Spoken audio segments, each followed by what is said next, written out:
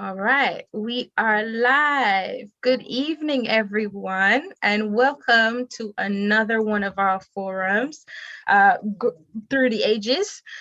This evening, our theme is loss and bereavement, and we've got a wonderful panel here today to discuss our own experiences over the last 2 years, and we'd really like to hear from you as well, so make sure that you leave your comments, etc.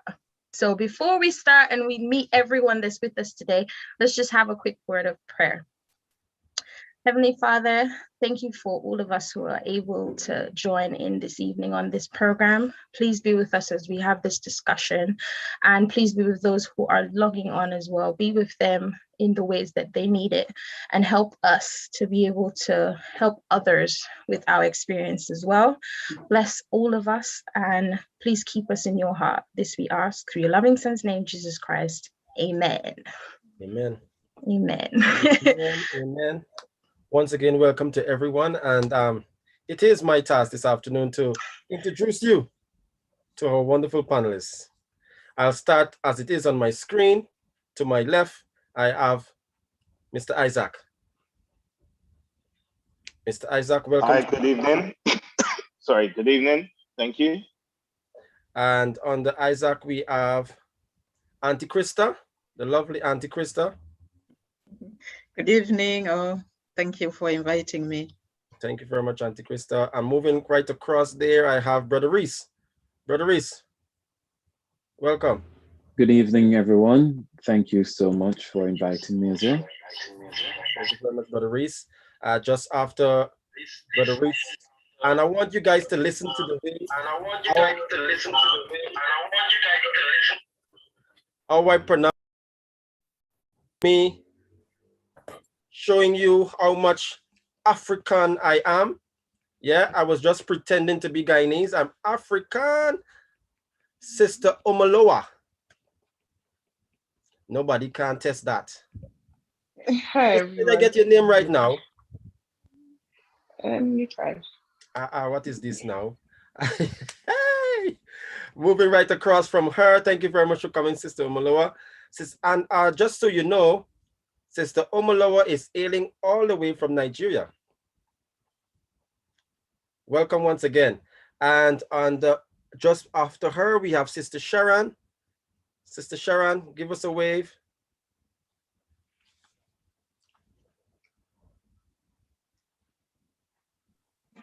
Thank you very much. And to her left, Petra. Welcome, Petra. Hi, guys. Sorry I'm a little bit late. Nah, that's totally fine. They didn't know until you tell them. Oh. Okay, thank you very much. Thank you very much, everyone, for coming. And we hope that you have all the necessary notepads and so on, because we have a lot of information for you today. Back over to Chani. All right, so to get our discussion going, I've got a little something that I'm gonna read off to you guys, just to get our topic out there. So I'm putting the questions to our panelists who are gonna give you their experiences, and I'm putting it out to those who are watching as well, so that you can understand what it is that we are targeting in this discussion. So what I wanna ask is, what has come to a screeching halt for you over the past few months? What did you lose? Was it a thriving friendship, a job, an internship, a volunteer position, a home, financial stability, a cherished dream, your health, a sense of purpose, motivation to move forward, a sense of freedom, a classroom learning experience, a sense of fellowship, a sense of safety, or just unmasked breathing? Have you experienced a sense of loss due to social and physical distance requirements? Or did you lose someone during this season? Did you lose someone to death from coronavirus or from something else? Was it a parent, a sibling, someone that you're really close to, a significant other, a coworker, a neighbor, your boss, or someone that you just didn't like?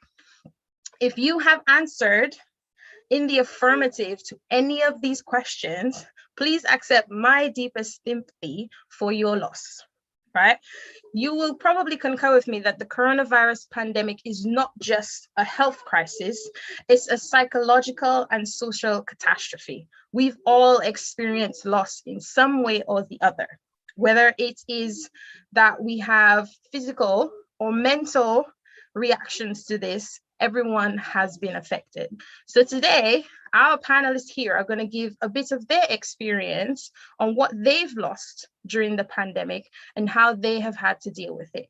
So I'm going to ask our panel now, tell us about a few things that has changed in your life or that you have lost since the very first lockdown.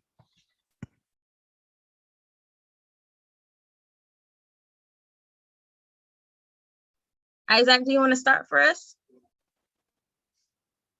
Sure, I'll go first. So yes, evening everyone again.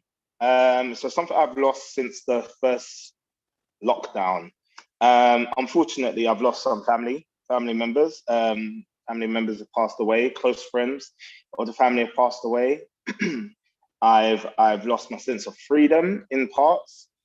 You know, I'm pretty free in terms of I like to just put on my roller skates and skate down the streets of London, enjoy myself on the roads and all sorts. And last year, we all know that we were experiencing some one of the kind, beautiful weather, beautiful rays of sun, and I couldn't get to explore that as I would have liked due to the fact that we were literally locked down. So my sense of freedom in that regard was also taken away.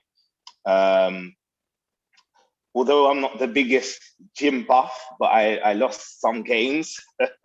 I lost some physical gains because I had to transfer from going to the gym and working out and doing the other things that I like to do to working out at home. So yes, I lost some gains. And I also lost one other thing that I would definitely say, two things actually. I'm very family orientated. So family coming over was definitely a loss. That togetherness, that beautiful time spent with them was no more. And the last thing I'll say is socializing with my other family, my family that I get to choose, so my friends and my church family. That was a shame because that had to come to a halt. Oh, and I lost my celebration of both birthdays because they've been during lockdown, so that sucks. But yeah, hey. Yeah, the birthday ones is something that everybody went through. I'm still 30. I experienced my 30th birthday in the lockdown, and I'm still 30. Even though I'm turning 32 now, I'm still 30. I haven't celebrated my 30th year yet, so I understand that one for sure. Auntie Chris? Well, yeah, there's a lot, of course, as we've heard from Isaac, you know, that actually lost in looking at coming towards the end of the second year now. The first thing that I realized, which was literally slipping off my fingers, was, you know, there's, you know, that loss of the skills from the nature of the job that I do, because I'm a nurse, I'm a frontline worker, and looking at all the knowledge that I had gained, you know, in my nursing career, when we were hit by the coronavirus, everything kind of like changed. You know, the way we worked was not the way which we had learned in class or from the experience that as a nurse, I've worked in the NHS for such a long time, you know, looking at how, you know, we're managing, you know, the patients was totally different from what we had learned. It was more or less like we were relearning new skills. You know, we were learning now wearing masks and, you know, gloving ourselves and putting up all these PPEs. That was something that I was literally losing and kind of like learning new things. The other thing was, you know, the amount of, you know, people who had died, you know, during the time that we've been working, because, you know, working in the NHS, of course, we do have, you know, patients who die, but not at the magnitude that patients are dying. So that was something that was really traumatic, you know, for me. And of course, other than work, you know, lost, you know, the interaction with family. Although we are talking over the phone, you know, we missed the, you know, the literally face-to-face, you know, physical, you know, interaction with family members, the hugs, the church community. And of course, last year's my birthday, we only met just the few of us, at home. So yeah, so going through that journey, when I reflect back, there was a lot that it felt like, had literally lost a year out there, just being working and not really having an active life, so to speak. Mm-hmm. I fully understand that as well. I just want to say to those who are listening as well and watching with us this evening, some of the things that our panelists might mention could be things that you are experiencing as well. For some people, that could be a trigger warning. And what we wanted to let you know is that at the end, we've got some really helpful videos to play for you where you can get help and assistance if you are going through anything that you might be in a position where you're not able to deal with it on your own. So I'm just gonna jump in again and ask Reese, with your losses, when you tell us about your losses, can you give us a little insight as well as to how you've been able to deal with them? Well, it has been hard, and we do share a lot of similar losses.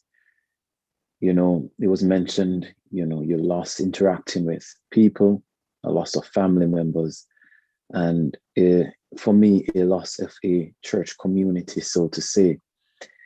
How I dealt with it, or dealt with these losses, was that there were other ministries as it relates to church community that came up. And I joined these ministries. I got involved, and I tried to stay involved. As it relates to not being able to go to the gym, perhaps, I would go running, even in the snow. It was quite a challenge. The loss of family, we can't really replace that now, can we? But what I would say we have used, or I've used, to replace that is to draw closer to those that are around us, the family members that are still around us. So in dealing with these losses, we are essentially forging new bonds and trying to get closer and keep these new connections alive. And if anything, the losses have taught me that in life, the most valuable thing that we have is people. It certainly is not place. It certainly aren't things. It definitely, most definitely, are the people around us. And that's what, I've used to keep me through the losses. Okay. It's very insightful. Omolewa, would you like to come in here? Give us a few of yours, baby. Hi, I think I would like to pass for now, if you don't mind. Oh, that's perfectly fine. Would anyone else like to jump in here? I can see Petra looking excited, like she's ready to say something. Yeah, she's smiling at me. I'm thinking, yeah, she's got a lot to say. No, that's definitely not me trying to jump in. It's just me smiling. But yeah, no, I can share. So just to probably echo some of the things that have been mentioned already, loss of freedom, actually loss of a job, or I should say maybe availability of jobs. So I left my job just before the pandemic started. Actually, I handed in my resignation. But then I didn't realize obviously what was coming. So by the time I'd already handed it in, my company was actually like, okay, well, this has come now. Would you like to come back?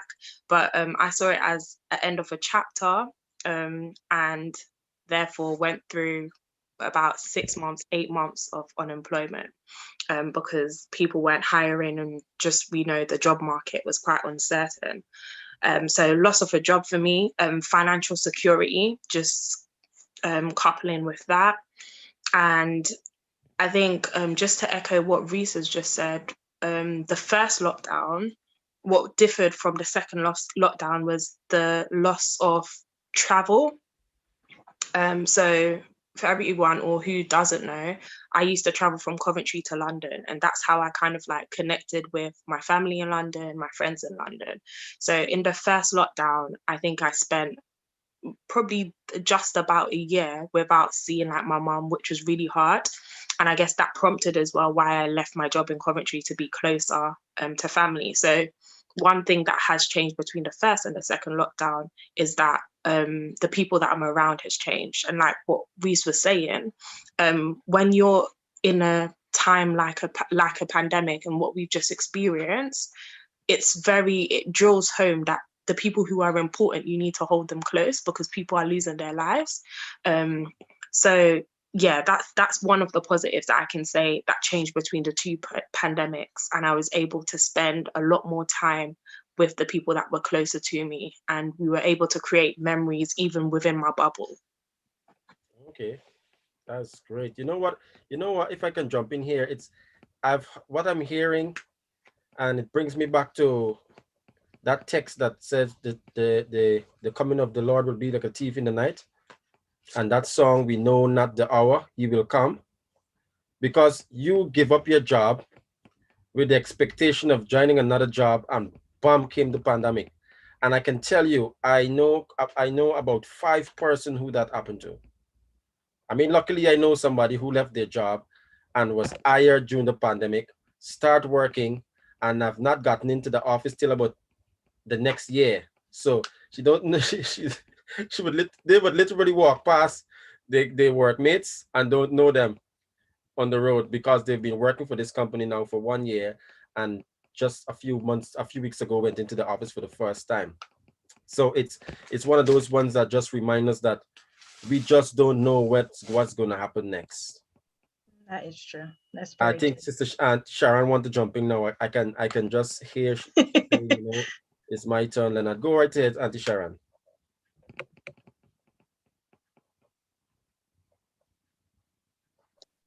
Sorry. Yeah, no, it's quite interesting, isn't it? What the past year has brought for each and every one of us. We're talking about loss. Like initially, I was thinking, when you use the word loss, and because of COVID, initially I think of deaths. So I was thinking, well, thank God I haven't lost any actual family member, thank God, to COVID. But, I lost close family friends who, husbands or, family friends who have passed away. But yeah, so apart from that, as everybody has already echoed, it's just about your loss of your freedom, your loss of going for holidays, even just to go up, just maybe to go up north, just to go somewhere a little further than London, is a big loss for me, especially because I just like to get away sometimes. And so, that freedom, even to go and shop in the proper malls, you can't go anywhere. It's just like work, home, work, home, work, home. And that is a loss as well, isn't it? So as everybody has already echoed, it's just a great loss. You just, sometimes you think about it, another time you don't. But I find as the year went by, initially I wasn't too bad. But then as time went by, I just realized, wow, I mean, I don't have depression or anything. When I just really started to feel, God is like, I'm just bored, I'm just doing one thing, work home. And the Sabbath I'll go to church, thank God for church, that Brixton was opened up well after in the second wave that we opened up. So, thank God for that sense of getting out. But otherwise, yeah, because I was thinking, I haven't really been too bad, but then I realized, yes, Sharon, it has affected you. So we all have been affected in some ways. And, just to share what everybody else have said, all wrong. And as in things to say, like what I have been doing much, I haven't really been doing anything much exciting neither. Yeah, but, just thank God for life, and just thank God for life that we are here, after 1 year on, we are still here. And that's it. Yeah, that's it from me. That is true. So something that I want to just point out on with what Auntie Sharon said as well. During this ongoing period of loss, the result of that loss, whether it doesn't matter what sort of loss it was, the result of it is grief. And grief is a very, very real thing. Where our loss differs, so does our response to it, so does our grief. Our grief differs in how it affects us. So for some people, it's a physical thing, a health and wellness thing. So you may be experiencing insomnia, you might have headaches, might have chest pain, weakness as a physical reaction to your grief. Others may be psychological or mental or emotional. You have confusion, irritability, anxiety, fear. And then still others, they have a behavioral reaction. So you might withdraw from everybody. You might have a sudden outburst that people may not expect. Some people go into substance abuse. Some get, all of a sudden, they're prone to accidents. While others, it may be a spiritual thing, with church not being open and that sort of thing. You have a change in your values. It may result in disbelief in what you may have believed before. You could withdraw from your membership at church. Others, like, where it's a serious thing and it affects everybody in such different ways that sometimes the people who are supposed to be there to support may not be able to cater to what exactly it is that you need. But there are different ways that we can cope with what we are going through. And I know a few of us mentioned some of the things that we've done to cope with our individual losses. I don't know if anyone else wanted to put a little bit more onto what it is that they did to deal with theirs. If not, we've got a few videos that we'd like to play. And then after we've shown everyone the videos, then we can go into a bit more of discussion on how our loss affects us. Okay? So I'm just gonna put the videos up. I believe Omolowa is kind of ready.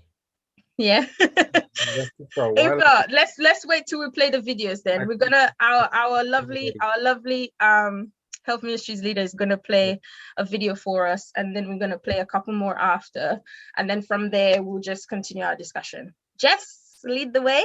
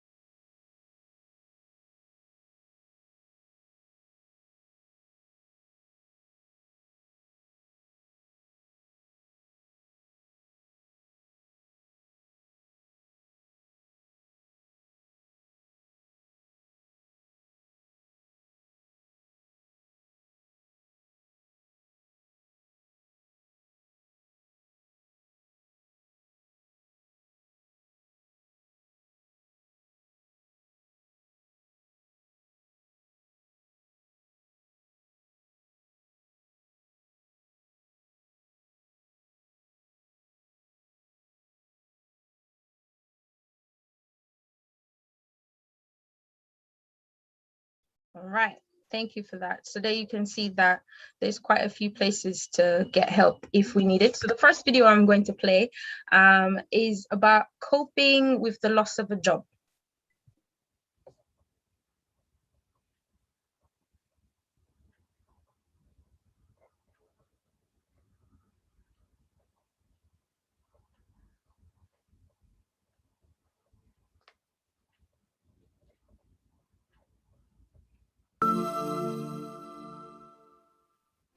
Losing a job is one of the most stressful experiences that people go through in their lifetime.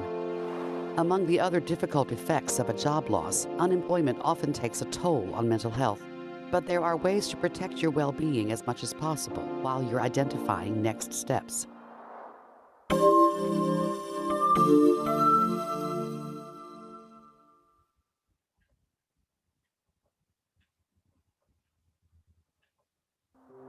After a job loss, you may feel rejected, embarrassed, and vulnerable.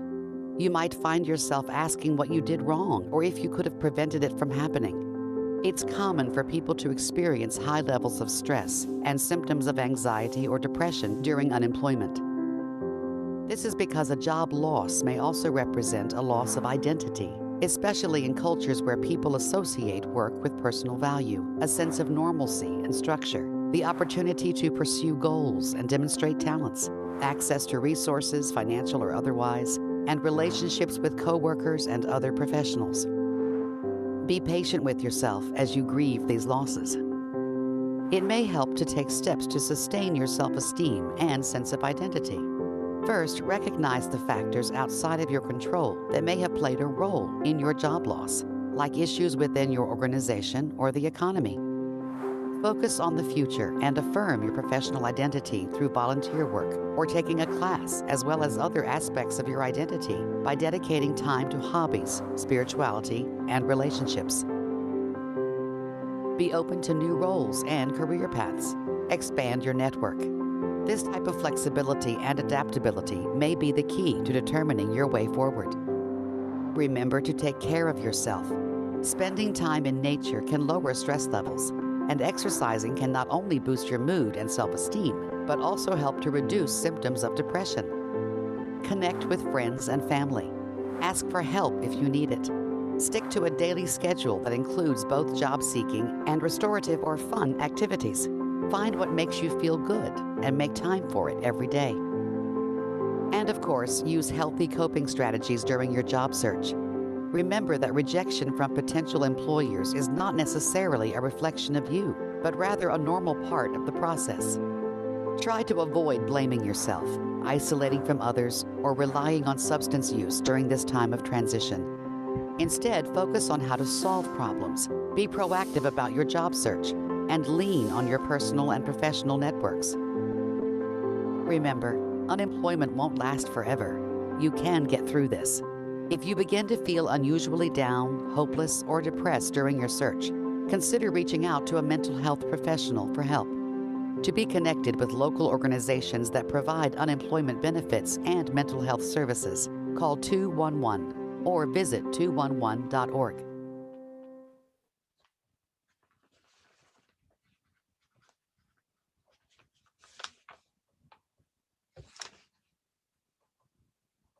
Okay. Shani? You there? That was the end of that video, right? Yes, sorry, that was the end of the video. I was struggling to find my mic there for a second. Apologies. The next one I'm gonna play. Before you, oh, go ahead. I was thinking maybe we should take Omolo before that this video get cut into what she wanted to say. Only if she's ready to speak. We Yes, can yes, wait until yes, after yes. if she wants to. Yes. Am I Would right? you like to jump in now? Okay.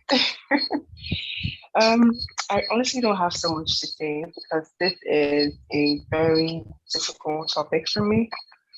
But I think I'm just going to talk more on how I lost time.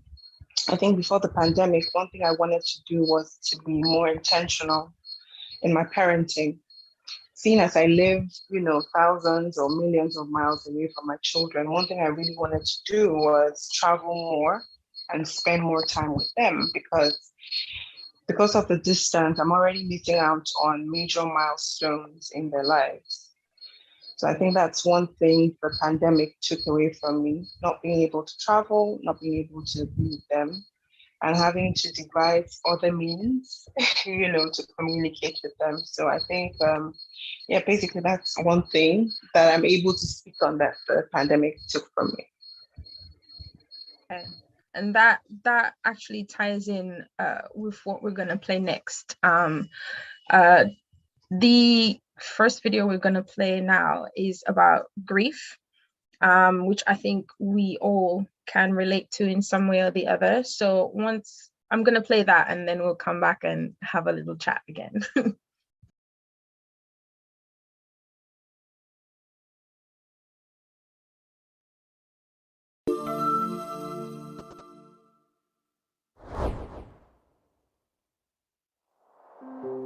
One of my patients passed away this week. I keep worrying that there may have been something else I could have done for him. I've had to break the news to several families that their loved ones didn't make it. It breaks my heart every time. It's getting to the point where we have started to make decisions about which of our patients gets put on a ventilator since we have so few. I never thought I'd had to be the one making these decisions. I became a doctor to help everyone. I'm not sure how I'm supposed to cope with this. My mentor just passed away from COVID-19. She seems so healthy. I can't believe she's gone.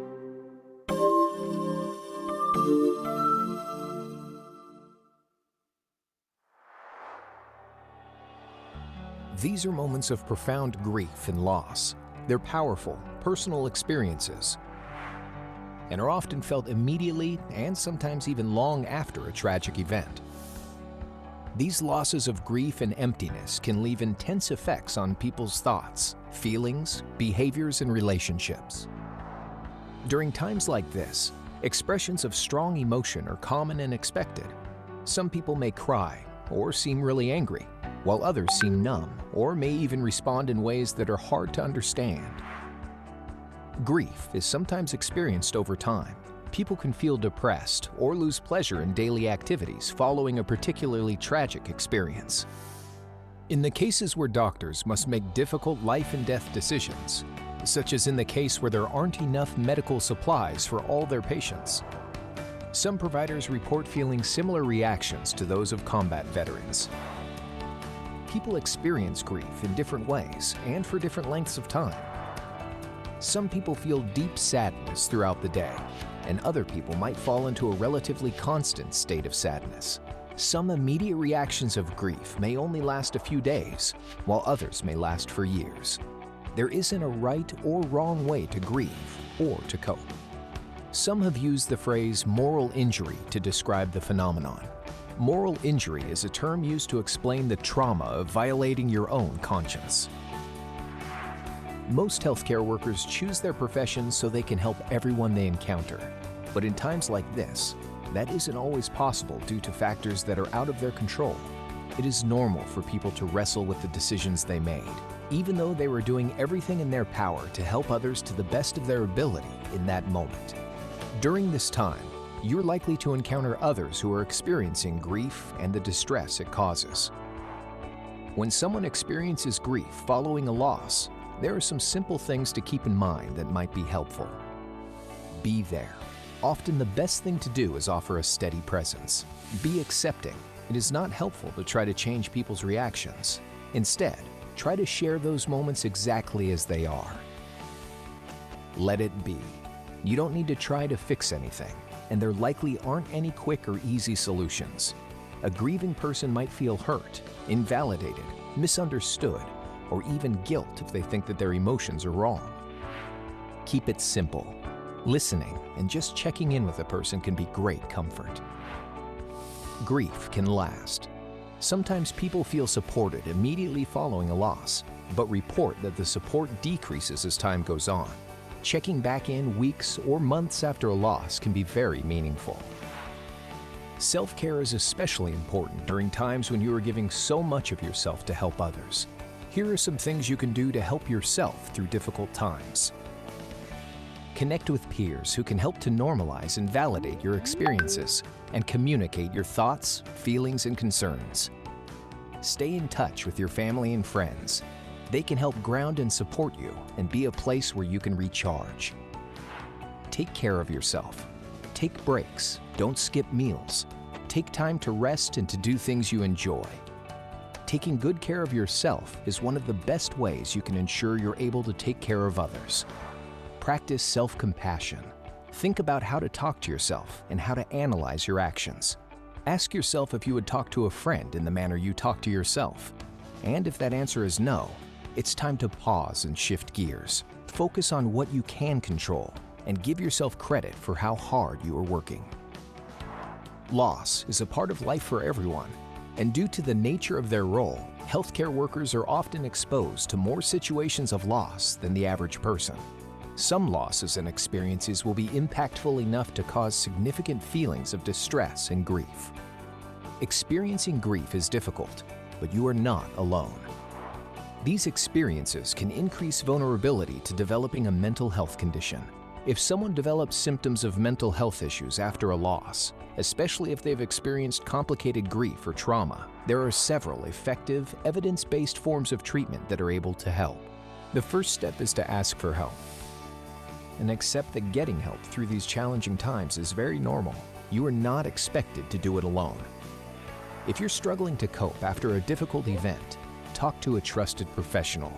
From all of us, we thank you for your hard work and dedication to taking care of those most in need during this difficult time.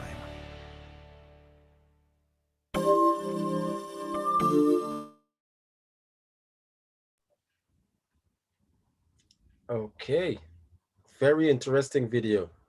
And I think after watching this video, you have a different perspective on things. I mean, just by the raise of your hand, how many of you during this pandemic actually beat up yourself for things that now that you listen, after listening to this video, you realize these are things that you had no control over? I did a couple of times. So did I. So did I. You beat yourself up so much, like, this could have been different. That could have been, you couldn't have done anything. And adding to what Shani said earlier before she played that video, she was speaking of having persons that should be there for you that wasn't there. And then when you're in those situations, you don't stop to think that, you know what, actually, Isaac didn't even call me during this lockdown period. He didn't bother to call me, and he's supposed to be my friend. Isaac have his own issues going on as well. He's in the pandemic as well. He's going through what you're going through. He might even be going through worse than what you're going through. Have you called Isaac to find out why he didn't call you? You understand? So it's some of those ones to think of, and having videos like this just make things a bit more easier. And I certainly can take some of those tips into, I mean, how you speak to yourself. Would you speak to a friend like that? Is that the way you would advise a friend? And if that answer is no, then I guess some of us have some reshuffling. We have some work to do. Yes. We definitely have some work to do. But it opens your mind, you know. And for people who do have, like, even if it's one person, like that one person can make a serious difference in how you cope with your loss. Like, for me personally, during the lockdown, it was really difficult for me as well. I had a baby and then had another baby. So, and being at home is not something that I tend to enjoy. I like being outside. So much like everybody else, you know, losing time and not being around people. And like Reese was saying, that he's involved in quite a few things now. I'm involved in a lot of things as well. And not being able to be around people has been difficult. And I ended up having gone through serious depression to the point where my family and my support were not enough anymore. And we all get to a point where we think, well, I can do this by myself. But there's always a time when you realize, you know what, it's not enough. I need a little more. I need a little more. And that's when I decided to actually seek medical help for mine. And now I can say, you know what, it was a good decision to get that extra help, because it has helped me to become who I am now, so to speak. So I'm a different person now to before lockdown. So the grief for people causes them as a person to change. But I want to focus now on that support system that everybody needs. And for those of us who are here, some of us work on the front line here. Others don't. Others work in normal jobs, so to speak. Some of us don't.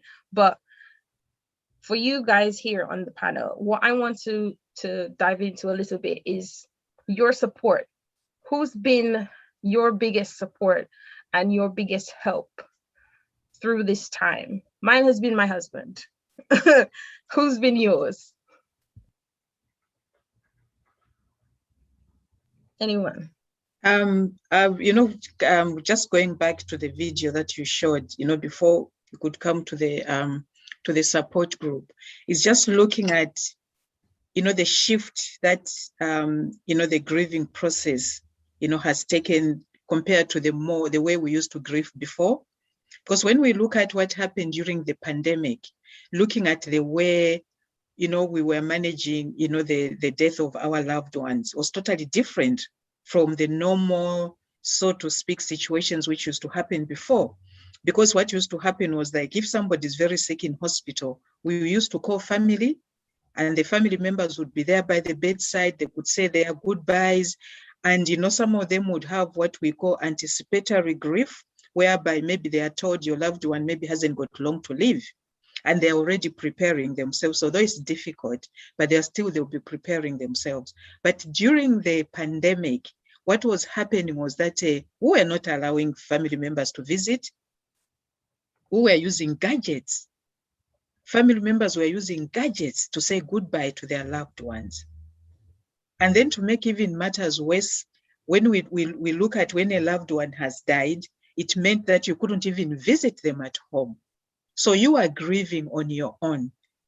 So if you are with your family, or maybe you've got maybe your children, your husband, maybe it could be a little bit lighter. But suppose you live by yourself, church members couldn't visit you.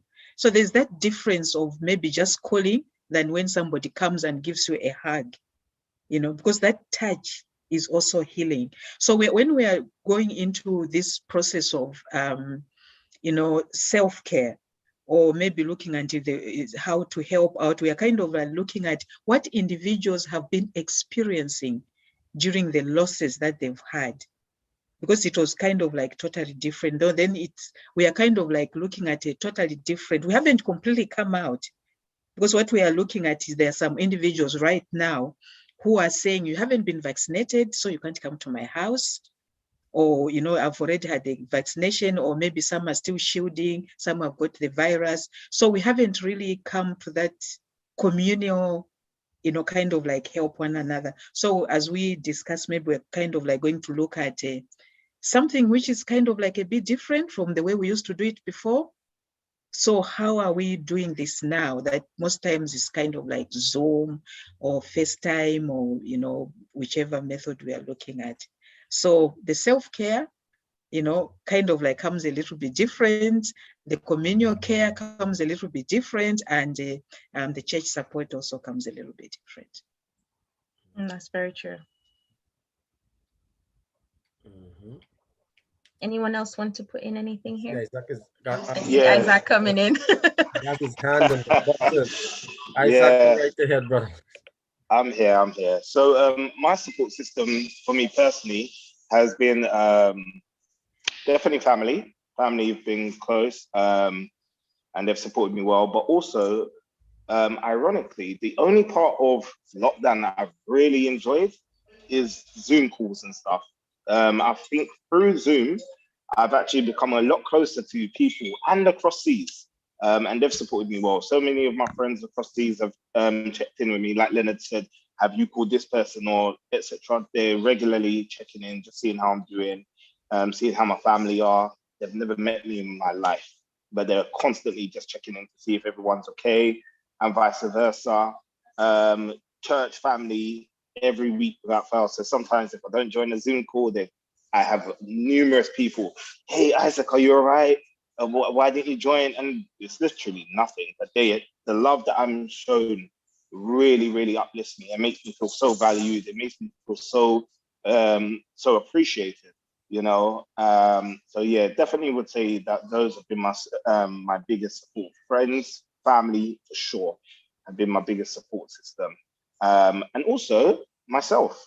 I've supported myself, honestly. I know I was having a conversation with someone today, and they were saying, how have you coped in the pandemic? And I said, yeah, it's been ups and downs, but generally speaking, I've coped because of my logical thinking of, you know what, it's been a thing whereby, unfortunately, I have lost loved ones, but I'm also thinking on the logical side that I'd rather be safe and stay home and be, you know, shielding my mother and all the rest of it.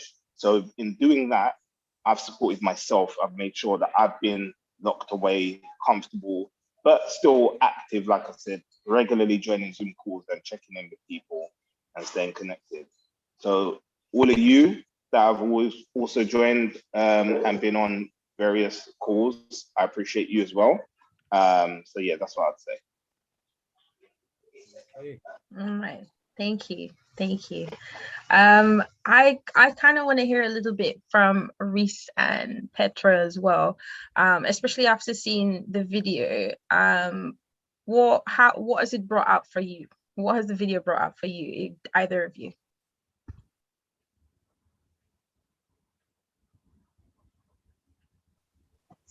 Well, for me, the video, okay, ladies first.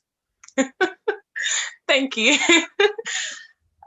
So for me, in regards to what Isaac was just saying, actually, that kind of resonated quite deeply with me. As I mentioned, I left a job and then I went into a state of not earning or being unemployed.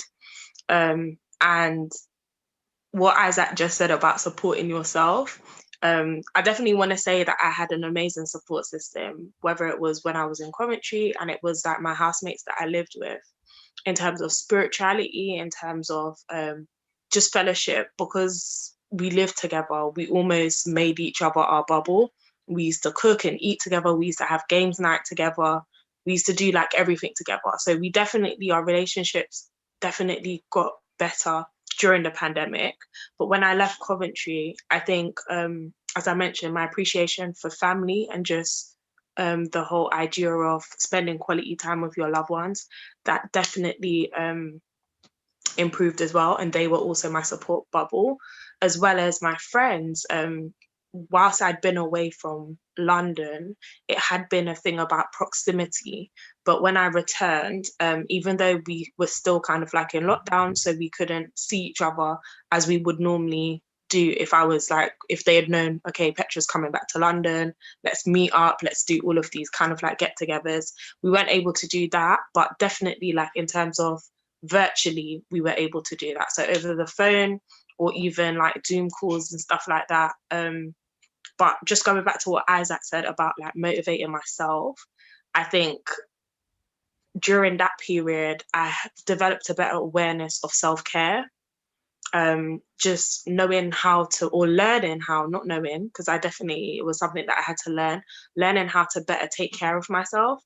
Whether that's with diet, whether that's with exercise, whether that's just with relaxation, even sleep. That was something that I became more aware of, and that's how I supported myself a little bit more. But also in terms of spirituality, I felt like I delved deeper into my faith, and basically developed a better relationship with God. So that's what I want to bring out from that.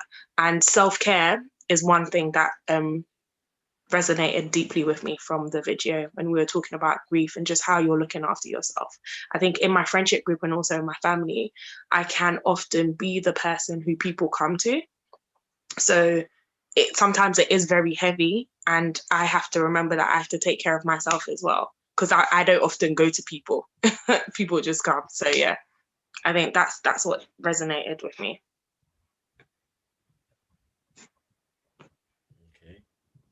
Amen. I really appreciate that, because it's very similar, my experience throughout the pandemic, and the support system seemed to be very much the same. For myself, it was certainly, most definitely my family. My aunt, my little cousins, they were my straight up best support system. And then from there, of course, friends and church fellowship that came in various forms. And even being a part of this ministry here is a product of you could almost say, of reaching out and staying connected throughout the pandemic as my coping mechanism. But one of the things that really resonated with me from the video was that it mentioned something about a moral conflict that doctors and or nurses or healthcare professionals experienced, in that they were doing things that they morally would not normally or wouldn't want to do.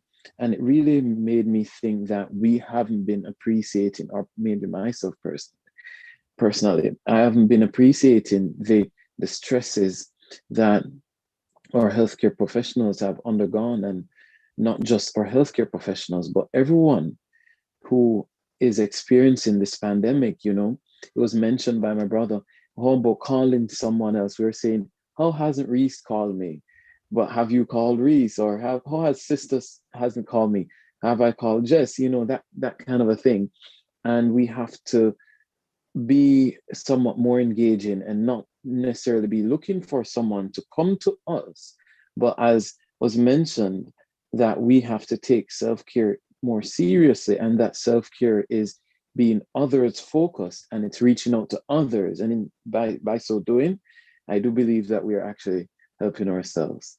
So yes, that's really some of the things that I saw from that video. Very important. Thank you very much for that, Reese. It is very important that you highlighted that part with the staffs of the NHS and frontline staffs, because it's amazing what we do as frontline staffs. We are having the same issues that you're having, where we can't visit our families as well. We can't go out like you can go out. We can't go to the gyms. But at the same time, we're still dealing with the sick people at the hospital. We may not have family members dying, but some of us, well, I have learned years ago not to get attached. So getting attached is not something that really go very easily with me. But I have seen a lot of my colleagues who, after 2-3 weeks of having a patient, it is natural for us to develop a little bit of attachment.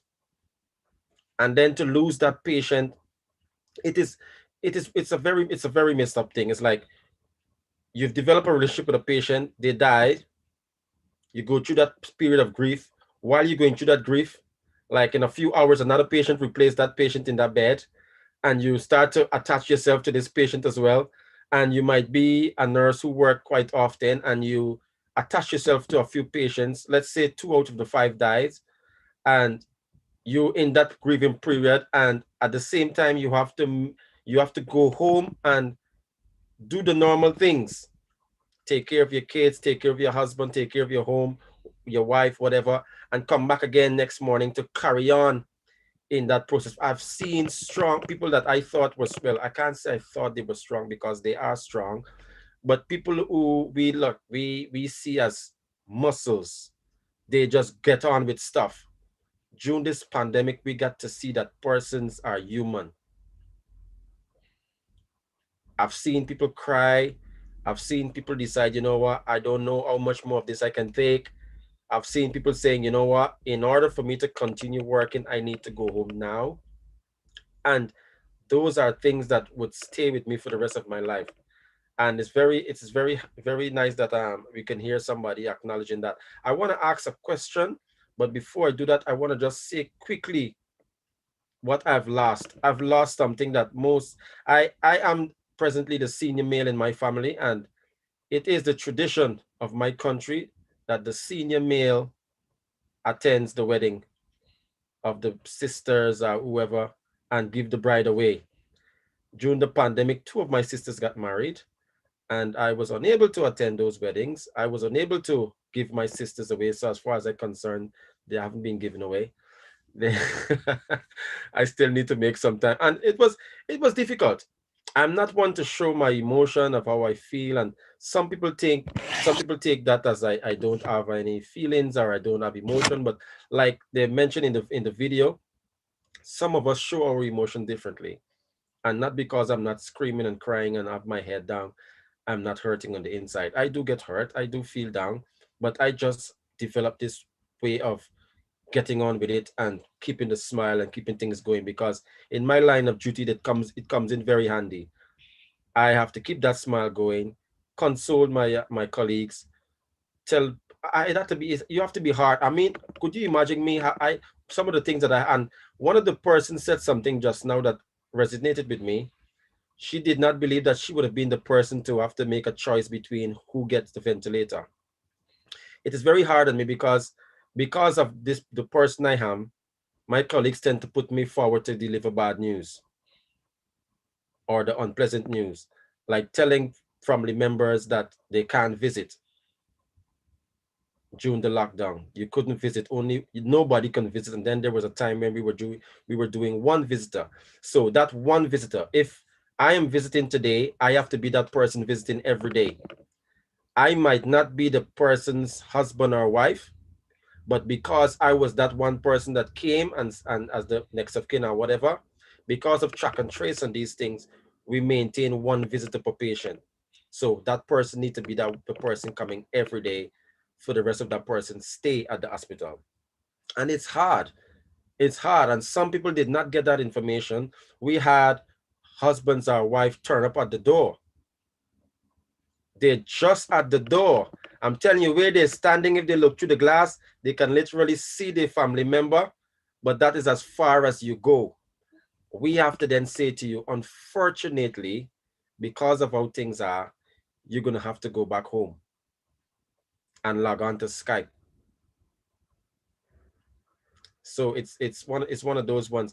However, before I ask this question, I just want to ask a question. If Omalawa if she wants to share, just show me a hand. If you don't want to, I'll go right ahead and ask my question. Okay, I can actually share. No, it's fine.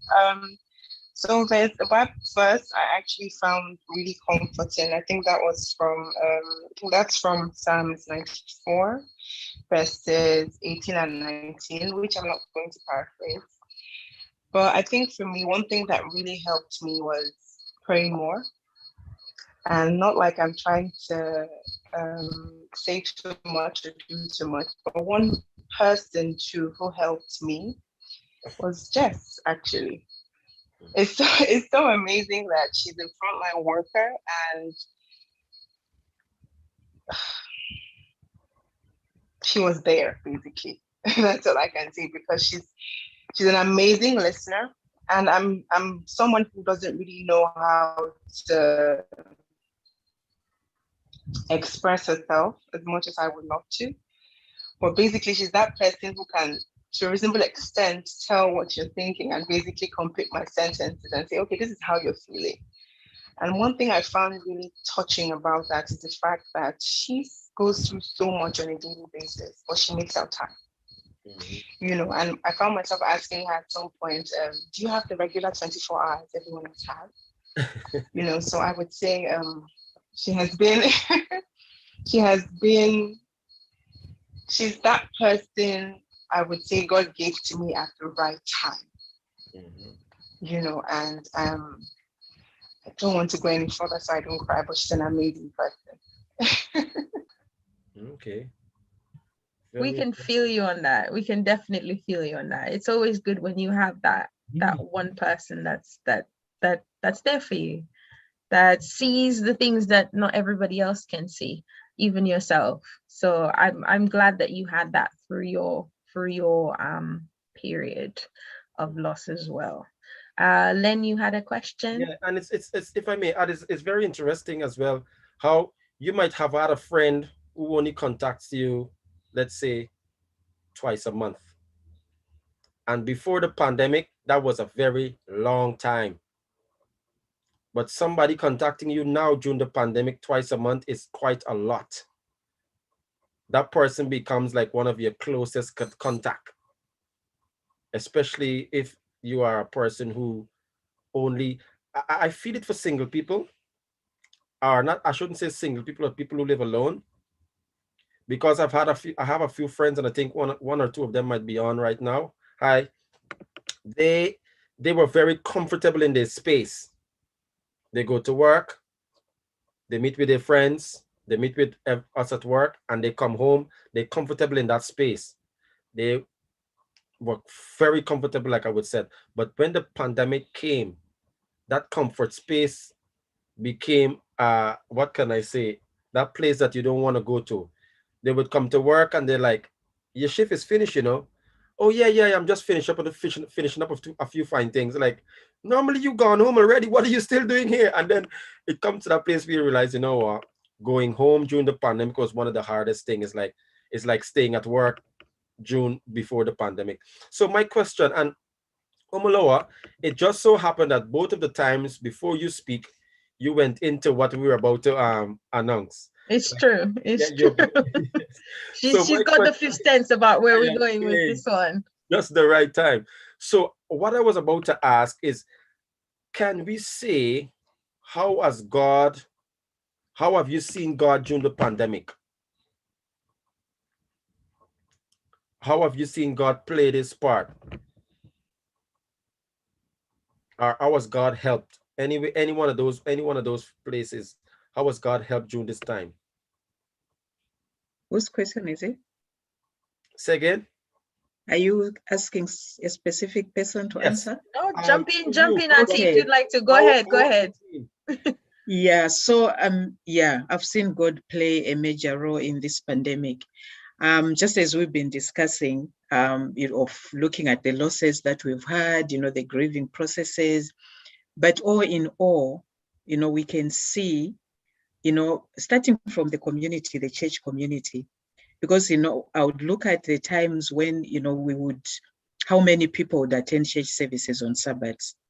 And then looking at from the time we started, meeting on Zoom, we have noticed that, the numbers were increasing compared to when we were literally physically going into the church buildings. And then I also noticed that, for example, like camp meeting, we're having camp meeting at the end of the month, would have to prepare, to go to Wales, and maybe there will only be a few people, but then you find that because it's now on Zoom, people are in their own houses. Then you find that the numbers kind of like literally trebled. Not only that, midweek meetings, even prayer meetings, the numbers were increased, kind of like witnessing, even the young people, they were able to reach out to their friends because all they needed to do was just to give them the link, and their friends would just link up, and then they would, they would join up for those kind of meetings. And even individuals who were using, this, what you call Zoom or internet for other, doing other things. You found that they kind of like made use of it for a good purpose. You'd Zoom up because you want to meet up with family, to communicate, or you Zoom up because you want to meet up for a prayer meeting, or you Zoom up because there's something important that you need to discuss. So I believe God actually, I just felt that, as if God was saying, listen, you guys, we're just too much into ourselves. I want you to reach out because, we would have like music days, only us. We invite people, we're just inviting our own church, other churches. But since we started these Zoom meetings, we find that we are reaching out. And not only for this country, we find that we are reaching out to other countries as well. Because look, Omulewa, there she is now logging in from abroad, so you find even on Sabbath days, we have people logging in from the New York, from, other countries, African countries, from the Caribbean, and, we have good fellowship. So I felt there was something good, despite the losses that we've had, but there was also something positive that came out of the lockdown. Leonard. Okay, I have to go now because the building will be locking up. But yeah, I'll second what Krista had said. It's just been a real privilege, honestly, in one sense, with all these Zoom and connections, platforms, Facebook, YouTube, for example, like in the morning, like on a Sabbath morning, you could have for example, for example, I'm on a prayer line every morning, 6 o'clock. So I could do that. Then I could visit a church in Nairobi. I could come back to do Brixton. Well, for everybody who knows me, I'm from Brixton Church. I could come back to Brixton, and then I could go to church later in the day once church is open. When I go back home, I could go to the Caribbean. I'm from the Caribbean, so I could be in Jamaica or in Trinidad or, whatever event going on all over the world, so you're saying, Plus, you're inviting people, you're inviting your work colleagues, other people, and people are logging in. And it's just so fantastic. Yes, COVID is negative, but in that sense, it has really been positive people to share the word of God. It's like 2 weeks ago, for 2 weekends straight, I was on a health missionary program in New York, medical missionary program in New York. And it's just lovely people calling in, talking from all over the world. People just calling in, asking questions or listening. It's just really been fantastic. It's like some weeks ago in Jamaica, they were having a baptism as well. And I was just in the house shouting out, oh my God, what a blessing. The pastor was baptizing people in Jamaica. He was baptizing people in Canada and in America at the same time, and different parts in Jamaica as well. And I just said, my God, look how God is moving, just to be seen one pastor controlling 4 or 5 baptism in different parts of the world. And it's just like, wow, even though COVID is negative, people just coming out, hearing the word of God, plus you can see everything what's going on. You just sit in your sitting room. You don't have to dress up. You could be in your pajamas or whatever. But yeah, and other people, because I'm sure I may have friends on here who are not Adventists, but just listening in. So, just send a Zoom link, and everybody, once they have time, they just log in.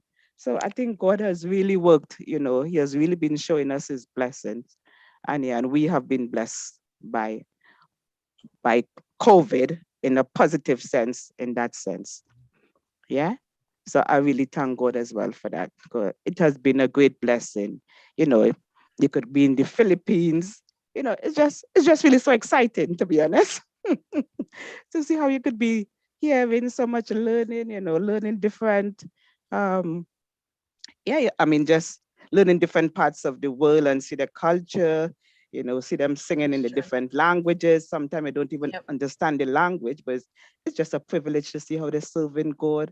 So yeah, we have a lot more at our fingertips now. Yeah. There's a lot more variety in the things that we have available to us, and stemming off of the positives that have come from it as well. I've got one more video that I'd like to play us, and then from that video, I think it's going to be about the 5 stages of grief. And I think just from what we're talking about now, I think the church in itself has gone through those 5 stages, which is why we now have the positives.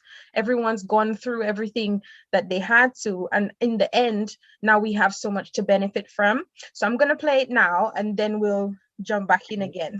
Danny, before you go, before you start, I just want to say goodbye and thank you to Auntie Sharon, because she mentioned that. Yes, she said that they're going to lock her in the building now. Auntie Sharon, thank you so much for joining us. Yeah, because I'm still in the office, so they're going to lock up, and that's why I wasn't showing myself, because they were cleaning and everything as well. Yeah. But yeah, no worries. But we're thankful that you joined us anyway. Okay. All right. Bye. Thank you, son. Thank you, Johnny.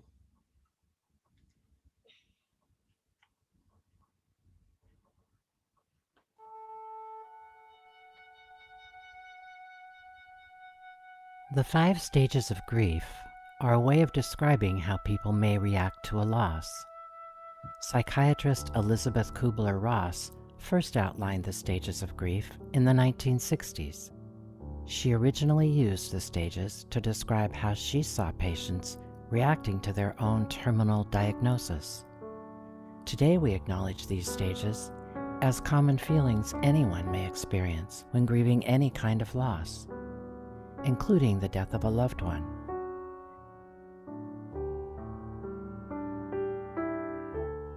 Denial is a refusal to believe the loss is real. The brain protects itself until it has more time to absorb and process difficult news. Anger may come after we admit the loss actually happened. This emotion can be directed at any number of targets. It may range anywhere from frustration to fury. During the bargaining stage, we attempt to strike a deal with ourselves or a higher power to cope with our pain. Guilt is also common during this stage, as we dwell on past events, searching for things we could have done differently. The deep sadness of depression sets in when we realize the loss has really happened and our life is forever changed. This kind of depression is a natural response for most people experiencing loss. It is not a sign of mental illness. Reaching the stage of acceptance doesn't mean our grief is over. We understand the loss has happened and we can't change it. Accepting this doesn't mean we feel good about it. If you're grieving, you may recognize some of these feelings, but you may not be experiencing them in any particular order. The truth is, grief does not always follow a specific path. Your journey might feel more like you're all over the place, and that's okay. The 5 stages of grief aren't directions. They're just a starting point to help you understand some of what you might be feeling as you go through a period of serious change in your life.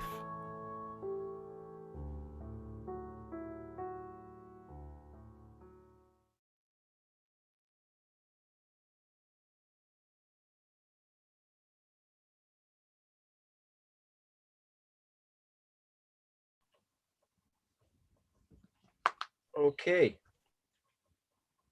Auntie Chani? Yeah, sorry. So that there we see that, you know, there are different things that we all go through when we are experiencing grief. And as we saw in the video, it doesn't necessarily happen in that order. So that's something for us to really think about where it comes to how we are dealing with our losses and the grief that we are experiencing right now. The end goal is to accept it and be able to move forward. Not some people take a short period of time to get there. Some of us take really long, like we saw in the other video as well. But what we have to remember is that there's always hope. You know, it's not the end if we're going through a period where things are difficult.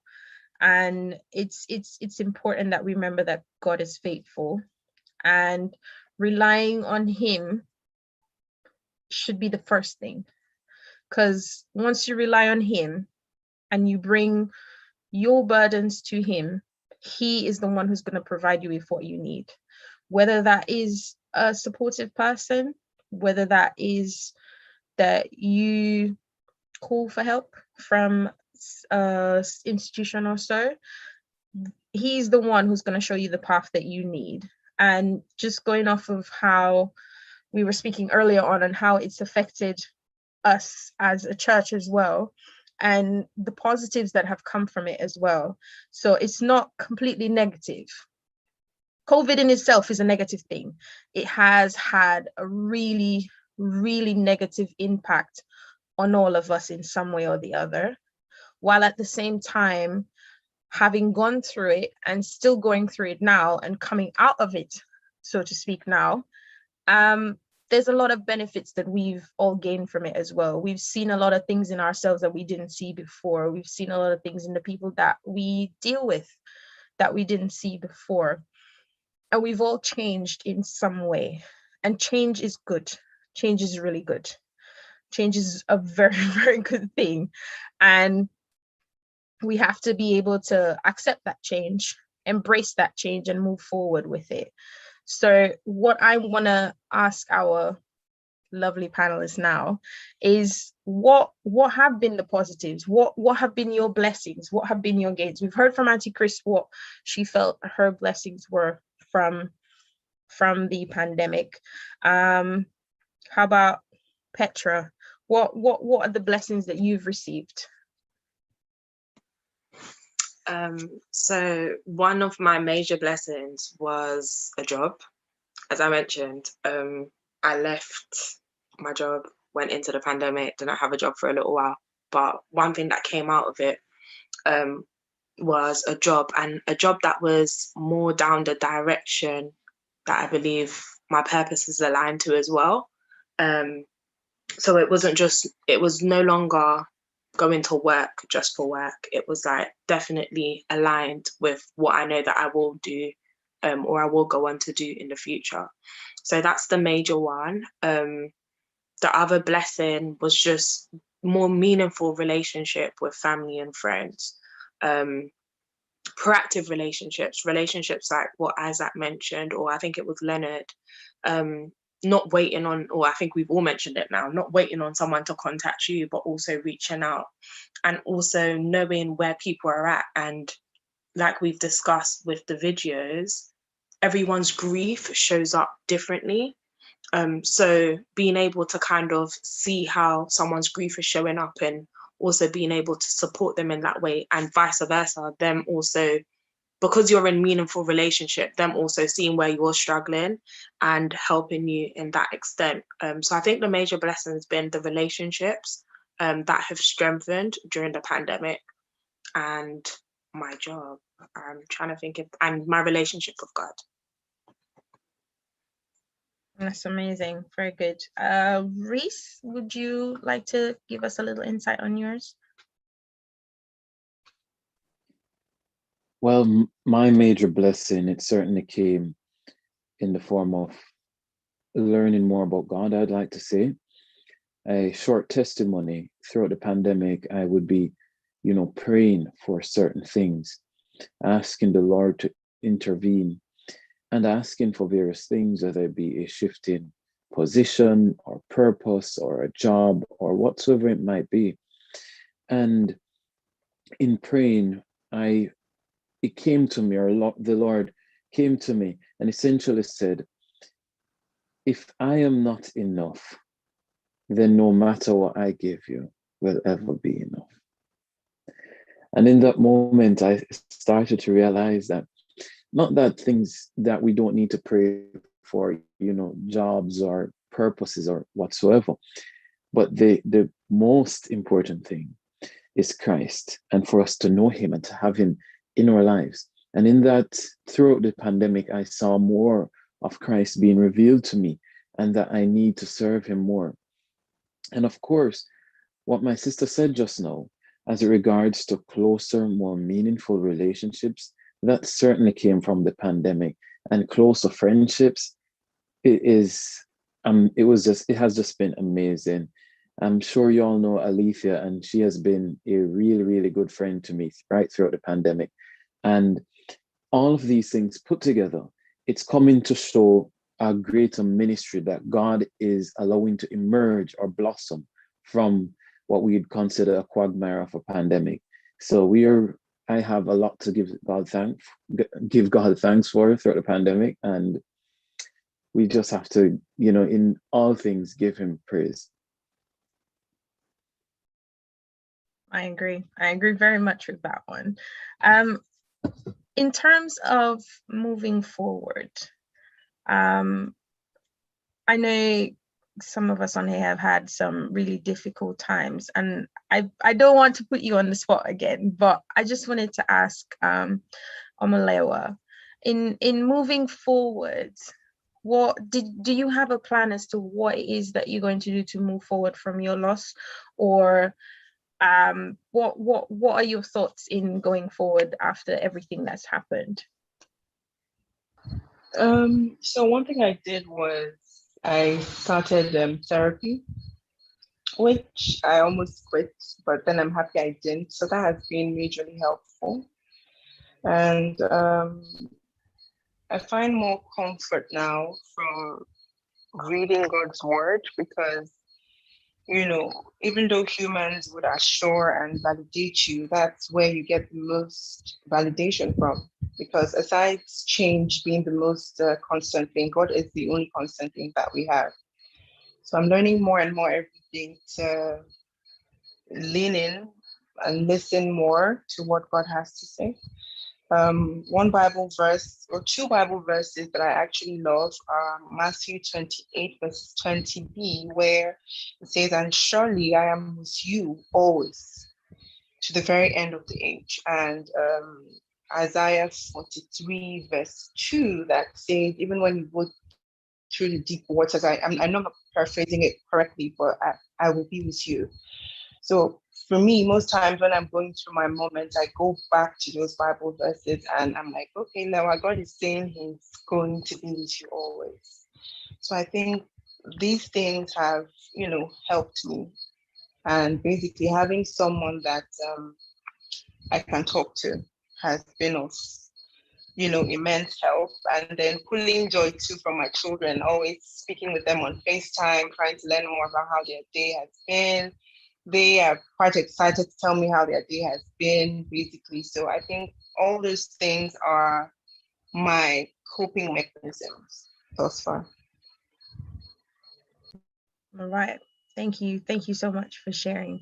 And I wanted to give a couple more scriptures just to bring the point forward as well. The scripture in Psalms 147 verse 3, it says that God heals the brokenhearted and binds up their wounds. And in Romans 8 verse 18, the sufferings of this present time are not worthy to be compared with the glory which shall be revealed in us. God promises us that although now is your time of grief, He will see you again and you will rejoice, and no one will take away your joy, in John chapter 16 verse 22. So in looking at the topic of loss and bereavement and going through the fact that from those we then experience grief and we all react to things in different ways, what's most important is making sure that we are not allowing these difficult times to keep us away from everyone. We're not staying to ourselves and allowing these things to keep us down in the hole. What someone said earlier, that we need to reach out. So if you are experiencing something that we have spoken about today, or a situation that was mentioned in one of the videos, it's important that you reach out to someone. There are many, many different ways that we can deal with our loss and our grief. And it's important that we understand that we have God, and through Him, we will get the best way to deal with our issues right now. And there are many, like, as Auntie Jess is going to show us in a bit, there are quite a few places that we can seek help. And something I wanted to point out as well is that our ministry leaders, so we have health ministries who runs this particular forum, and they are there to help when you need it. They are here to provide you or to give you the right path as to where you can get the help that you need. There's the youth ministries department, whose leaders are there for the youth as well. With all of us working together, if you need assistance or you need to speak to someone and you're not sure what to do, there are ways that you can do so. So what I wanted to ask again is if Jess, if you could play that video that we had at the beginning, if you don't mind playing it again for us, just so that we could see where it is that those who are watching can get the help that they need.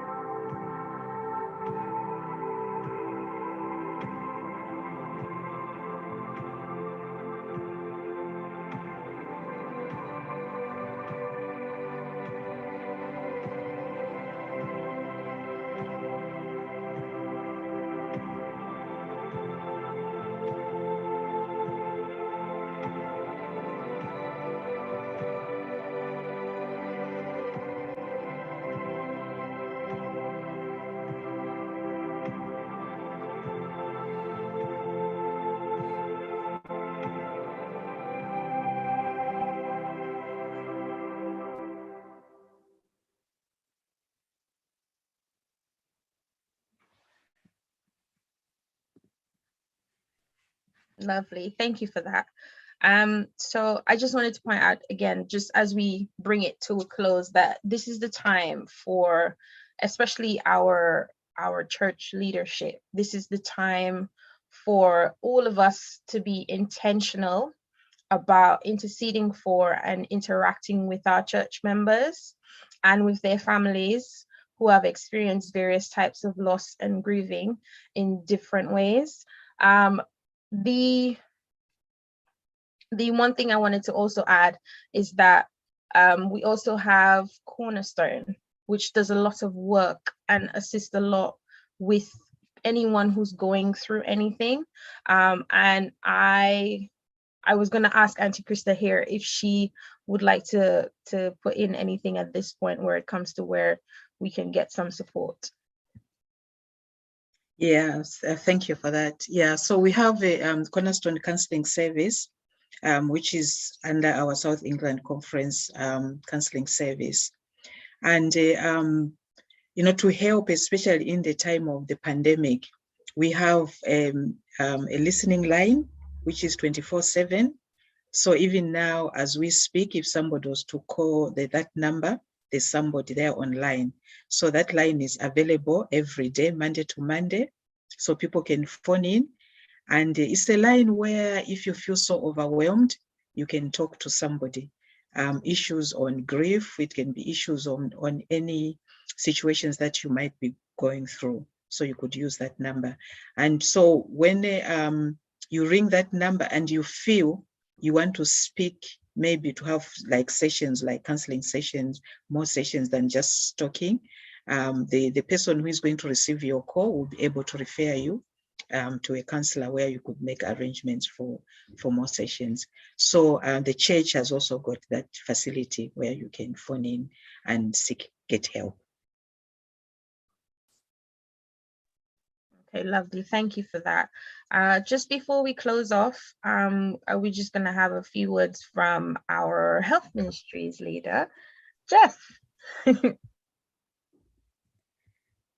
Okay, I wasn't going to appear on camera tonight, but thank you, Chani. Thank you. Oh, here she is. Here she is. Here she is. Leonard, I need to be serious. Let me talk.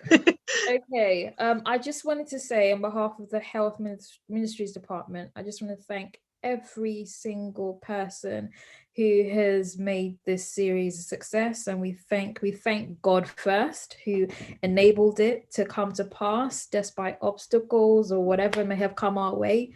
God has enabled this to pass. It was his vision, and which with his help we've executed to the best of our ability, and we just hope and pray that our work has been done in the sense of changing the path of anyone out there to a more positive direction, and also to introduce people to therapy where they probably would never have thought of finding solace or finding a safe place through therapy or even considered it before. And this series, this particular one today, or this forum today, actually marks the 10th one by the health department. So we did 5 last year as a pilot, and we've just completed 5 with the series of living through COVID. And I hope that it was intentional that we picked living through COVID instead of living with COVID, because we wanted people to be intentionally living rather than existing through the pandemic. And we hope that we've given people and given people resources and skills and coping mechanisms to move forward positively. Although this was the last one, officially the last one today, we have been asked by people to do maybe 3 or 4 more topics. So we just narrowed it down to 3. So the next 3 forums, so the next 3 months from June, July, August would, by God's grace, be collaborations with other departments in the church. So we'll have the Women's Ministries Department collaborating with us for June for our most requested postnatal depression. So if you've suffered from it, if you think you've suffered from it, if you are going through it right now, if you aren't sure, if you just want to learn about it, if you have a partner who is suffering from postnatal depression, you're not sure where to seek help, this is the forum to be. We'll just keep you updated with regards to the dates for that, and that will be in June in collaboration with the Women's Ministries Department.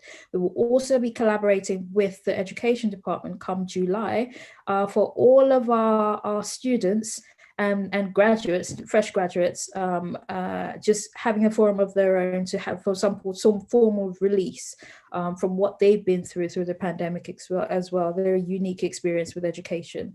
And in August, by God's grace, we'll come full circle. So we started off with the men last July, and we'll end with them. So it would be just the men's ministries coming together again. And I'm sure you'll see some familiar faces who were there last year to come back to end the forum as we know it. And by God's grace, I don't know where God will take us from August till November, where we finish our tenure. But let his will be done. And I thank you again. Thank you, Chani, for stepping up. Thank you, Leonard, for always being there. And Auntie Krista, you've always been our right-hand person, our go-to person. God bless you. God bless every single person who's come on this forum. And everyone watching, those watching as well, I just pray that you'll be blessed. And yeah, I think I've said enough. All right, I'll switch off my camera now.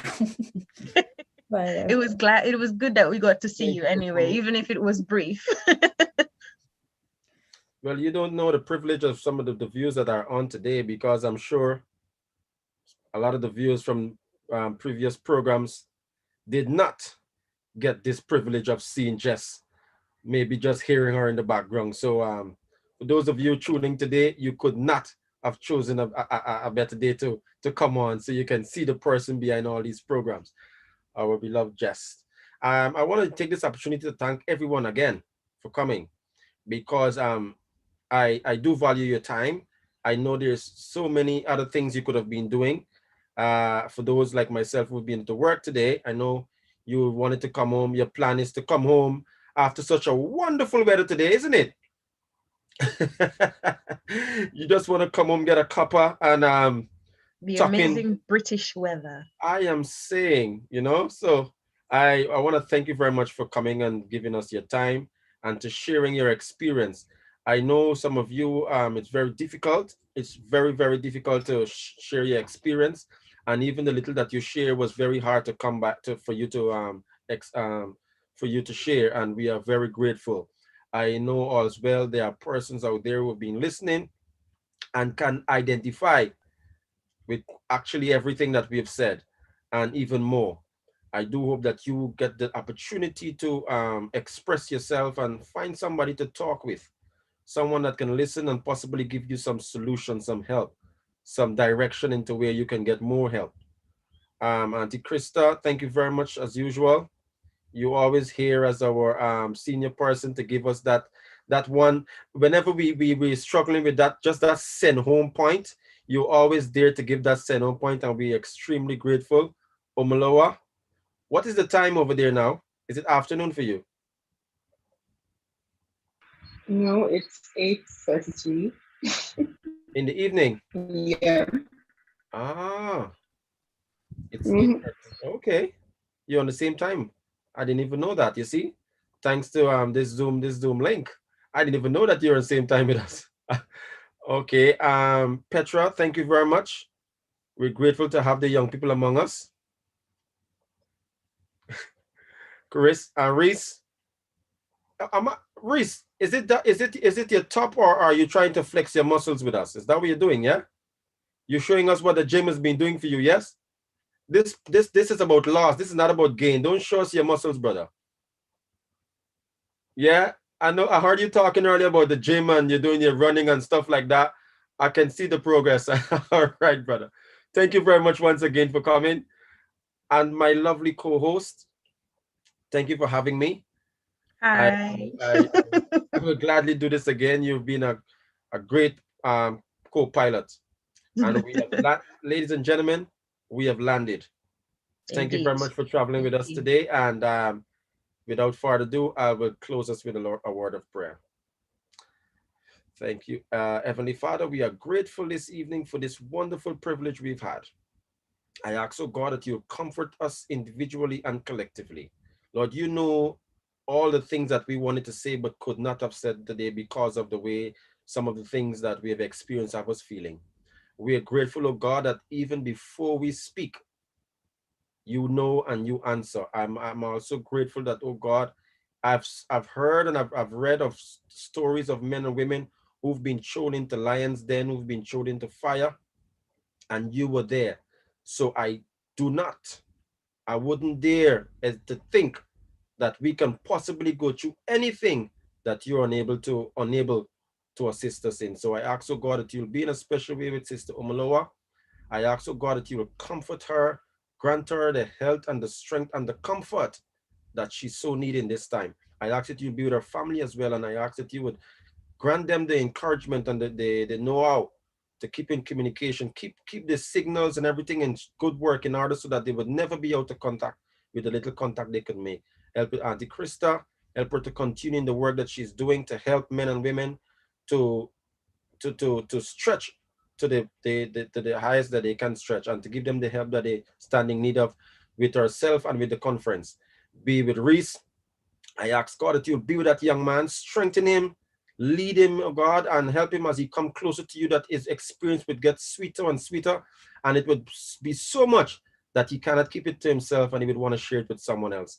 I ask God that you would be with Auntie Sharon, who was here, strengthen her, help her in her work, that she will continue to progress from strength to strength. Be with Petra, a wonderful young woman. I know, God, I whenever I listen to her, I know that you're working with her. So I ask that you would continue to do that good work that you're doing with her, and strengthen her and lead her in paths of your righteousness. Be with Chani, the lovely co-host. I ask, oh God, that you bless her family. And as she said earlier, her husband has been her comfort and her strength in these trying times. I ask, oh God, that you bless him, strengthen his shoulders and his arms, that he would continue to be that help, not only to Chani, but to all the other departments which he's leading. Be with our lovely person, Jess, the one who stands strongly behind all of the programs that we've had on the Thursday evenings. I ask God that you continue to bless her with these ideas as she bring them forward and give us so that we can take forward in our place. Bless our ministry. Be with all those persons. This is like the 4th person I've heard so far that share testimonies of her being a strength in this time. I ask that you continue to help her to continue to be that person that will help somebody to come closer to you and to be able to say that God has been working through her to them. Be with me, oh God. You know I'm your humble servant, and I will continue to serve you despite of. Be with our audience, oh God. There are persons who have taken time out to sit and listen as we share. Bless them and keep them, oh God, in your precious name. Amen. Amen. Thank you for that, Leonard. Thank you so much. And thank you, everyone, Amen. for coming. Amen. Thank you. Thank you. Good night, everybody. Good night. Thank you for having me. Thank Good you. night. Good night. Bye, guys. Take care.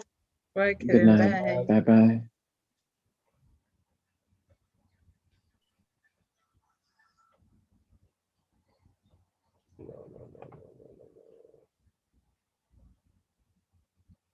John?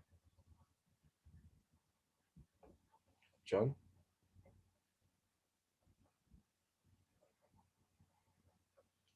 John?